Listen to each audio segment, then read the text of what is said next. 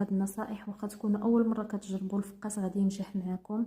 اولا تحترموا المقادير، الكميه ديال الزيت والكميه ديال السوائل، ما تكونوش تكثروا الزيت هكا باش ما تيجيكمش تيتفرتت وتيتهرس.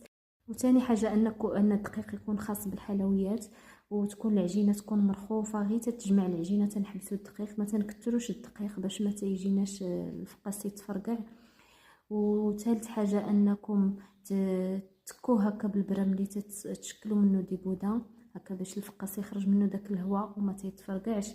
وثالث حاجه ان الفران يكون بارد، ما يكونش شاعل من قبل، الفران يكون بارد حتى تندخلوا الفقاس عاد تنشعلوه، ويكون شاعل على عافيه مهيله. قد ما كانت مهيله قد ما كان احسن، واخا تياخذ بزاف ديال الوقت تقريبا ساعه وكثر، ولكن المهم انه ينجح معنا.